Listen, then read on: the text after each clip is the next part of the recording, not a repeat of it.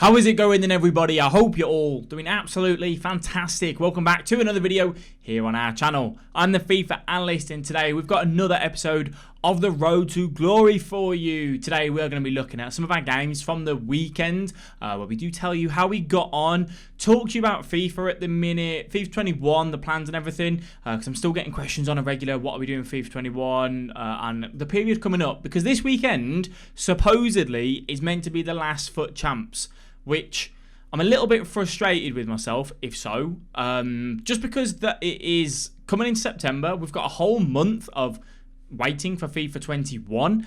The demo should be out around anywhere between the 15th to the 20th of September, we're looking about, around that sort of mark. The web app will probably be out the day before early access, well, the night before early access. So let me explain it to you.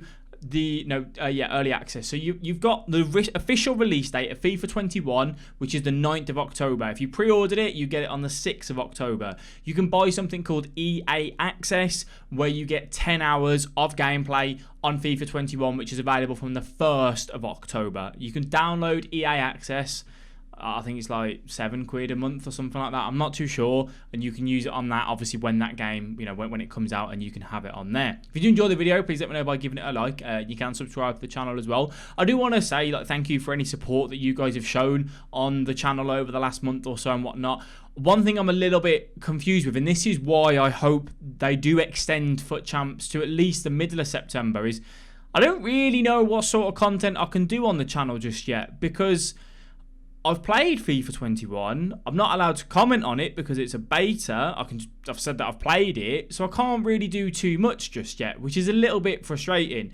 So you guys let me know if you've got any advice on what sort of content you'd like to see. I can obviously make videos on how to improve for FIFA 21, which I've already kind of done one specifically, but there is certain elements I suppose we could look at. But you let me know. You guys let me know if there's anything particular that you want to look at. If you want me to kind of do like these are the formations that will probably be successful going into next year, and then how they match up against each other. We talked about it a little while ago. So if you want me to talk about the 4-2-3-1 being, one of the better formations, but how it plays against the 4-4-2, and maybe a couple of things you might need to take in mind when going into FIFA 21, building your team, thinking about the formation, because the new elements of heading that looks better based off obviously the gameplay pitch notes that they've given us. It seems like heading may be a little bit more suitable, which means that some of the formations may be more viable. Things like having wingers, 4-3-3, having the two strikers, the 4-2-2, the 4-4-2, and all of that sort of good stuff. Weekend League just gone. Anyway, how did we get on? So I was going to be planning on playing the 60 games, 30 on Xbox, 30 on PlayStation. I didn't end up doing that just because normal life kind of got in the way of it. We did obviously finish our games on the Xbox Road to Glory for us, as we always try to when we are playing the games, that is. And we have a very, very solid finish, actually. It is going to be the best finish on the Road to Glory. We were looking like the top 100 may have been possible at a slight chance. I personally said no, but the Twitch chat were like, there's a chance you get in here. We do finish 26 wins and 4 losses. Couple little wins that maybe we didn't deserve. Couple little losses that maybe we didn't deserve. I mean, we haven't really been sweating out the game, let's say, we were months and months and months ago. Obviously things dying back a little bit, so to get that result, to be fair, I was still happy with this weekend coming up. There's no expectations. The only sort of things I go into with this week, with Weekend League at the minute, is just have fun. I played 4-4-2. The 4-4-2 that we played was 5 depth, 4 width, and we played on fast build up in the attack and had the players on box quite high as well, and that just kind of gave us a bit more freedom and a bit more ability to go forward. I did use the 4-2-3-1 in certain scenarios. If I came up against a very good player, I'd use the 4-2-3-1 to try and see out the game or something. But one thing that I noticed is that people absolutely are still sweating this game. If you've got your best result yet, so let's say you're a Gold 2 player and you've gone to Gold 1, you've managed to now go up to Elite or whatever it is, don't think it's August, no one's playing that thing that everyone says. Still be happy with your finish if you have improved, at the end of the day. The people left playing this game, I personally think, are the serious ones. The ones that are looking forward to FIFA 21, the ones that are, trying to still practice now, because there will still be elements on FIFA 20 that will work on FIFA 21, It's not going to be a completely different game where not a massive amount changes is what I'm trying to say. So there are still quite a lot of people playing it and kind of practicing. The one thing that I noticed though is that, and I don't know if I should change this for next year, I really, really don't know. The amount of people that seem to, I have my gamer tag as FIFA Analyst 511 on Xbox, and I have my club name as FIFA Analyst TTV for Twitch TV. And I don't know why, we just seem, whenever we come up against certain people, they want to deliberately try and frustrate someone. We played someone on the weekend, you would have seen it in the last Road to Glory video, where he had like 60% possession, 2 shots, 2 on target, and I think we beat him 2-1 in the end, or 2-0. And he was playing so boring, and I was getting really aggravated on stream. And I don't get very frustrated at this game. I chill, I'm not really that bothered about results. But he was boring me because I wanted to just play the game and just try and have a bit of fun. I was trying to play some attacking FIFA, and the problem is that, especially with my gameplay, it's something I need to work on next year. I go and dive in, I go and try and press on a game that doesn't allow you to press, because second man press is almost useless, and then it draws people out, and then they end up, cutting you down like that. And it's a play style that works and it's effective, and you can play the game how you want to play the game. If you find enjoyment of playing that way by going back to your fullbacks and back to your centre backs more than you go forward, then that's your call. You can do that. You're well within your right. For me, the way I kind of put it is similar to West Brom. I'm a massive West Brom fan, you guys know that. When West Brom used to have Tony Pulis as their manager, I always used to say, it's only worth it if we finish 10th and above. Anything less than that, I don't care. I would rather have a manager that is trying to play good football, and we're in a relegation scrap and we have the chance of going down. Not even good football, but the Tony Pulis sort of football that I'm talking about. Even when you're at home, they weren't bothered about trying to, go forward, they'd sit back, long ball, whatever it was. If you have a manager that says, right, we go away to City are a better side than us, we now need to slow it down, we need to, try and camp in our box, hit them on the counter, fair enough. But when we're at home and we're up against Bournemouth or Villa or whoever it is, Everton, we want to control that game.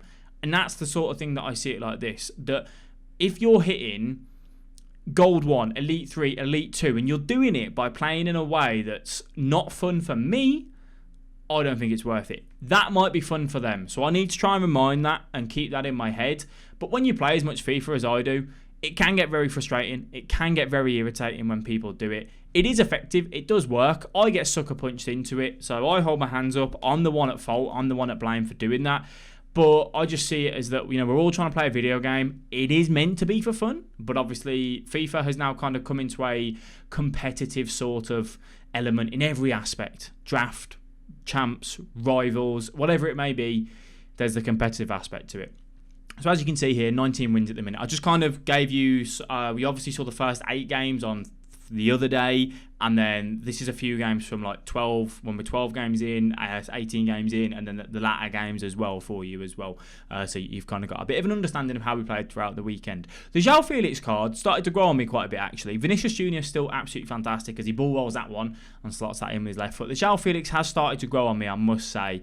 De Jong, I don't feel as effective with recently. I still think Sanchez is one of the best CMs on this game right now. If you have not used him, the guy is dirt cheap. Go and pick him up. One thing as well, by the way, EA don't seem to care about this game anymore. They've released obviously some objectives, some SBCs, but compared to the Summer Heat promo, what we've been given here is absolutely woeful in my opinion. Even when the Summer Heat promo was out, I was still quite tuned in on the game. I was doing the objective, I was doing some of the SBCs. You can see from the team, it's a Summer Heat team, right? And I've kind of pulled away from that. So that's because of the promo in a well. The promo's not really done too much. And I do keep reiterating, we will be doing a Road to Glory at the start of FIFA 21. One thing that I want to know is, do you guys want me to have a limit on the account? So I was thinking about saying I can only play 2 hours a day during the week. Weekend League, I complete Weekend League as I normally would. Because what I don't want to do is, obviously this being my job, I sit here all day, every day, I play a lot of FIFA, and when it comes to the new game, I don't want to sit there on a Road to Glory for 7 hours 7 hours a day for the first 2 weeks and have a very good side, have a lot of coins, have a lot of balance and a lot of stuff to do with. Is that relatable to the majority of the viewers? Now, a lot of my viewers, obviously we've got a younger audience, we've got an older audience. Some of the older audience work throughout the week and only get an hour on the evening. Some of the younger audience go to college, go to school, whatever, and get 5-6 hours on the evening. How relatable do you want this RTG to be? So you guys let me know. on how you want me to do that. If you say, no, we'd rather see you get the best possible team and try and hit top 200 on FIFA 21 and try and have the best record and, you know, all that sort of stuff, I'll do that. Whatever you guys think is the better way to do it, I will go ahead and do that for you. As we jump into a penalty shootout, and you know my penalties are about as reliable as a Renault. Not very good at all. Not fantastic with my penalties. I had quite a lot of games this weekend where I went behind and pulled it back. You know, I think you might have seen a few games here where I was 3-0 down, 4-1 down, and the people with the shushing. They're just... Like, before, 4 months ago, I wasn't bothered by a shush. Now I'm just like, mate, come on. So I'll give them the shush back, don't I? And give them the calm down if we do pull the game back. If people dish it out, you've got to be able to dish it out and give it back, haven't you? So we did that. I did play one guy, by the way, Louis, who said he was going to wait for this video. I played him last weekend and we beat him. I played him this weekend and he beat me. You would have seen it. About 4-1 he beat me, I think. Very comfortable result for him. He's a fellow West Brom fan. We've been going at it in the messages. Plays in an interesting way, let's say, but GG to him anyway. As we do manage to go ahead and win that game on the penalty shootout, which was very, very good. And I can't remember where that puts us. And that guy was a decent player, as you can see. He pulled it back. Second half, he came out. He came into the Twitch chat. Second half, he came out and was completely different. Completely different, as we did get onto the 23 wins mark. And to give us that Elite 3, we were 23-4, and we were saying... Let's call it there. The Twitch chat said, go to the 26. There's a chance it makes top 100. With obviously less people playing the game, a lot of pros having a break and whatnot, there's a chance it makes top 100.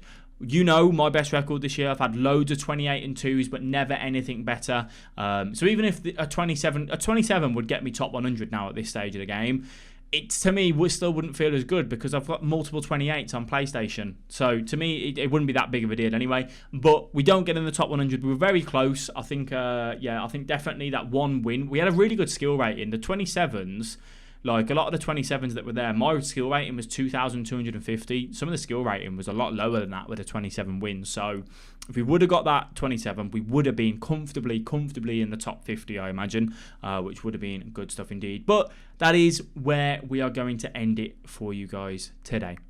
I hope you have enjoyed the video. As always, thank you very much for your support. I really do appreciate it, and I'll catch all you guys in the next video.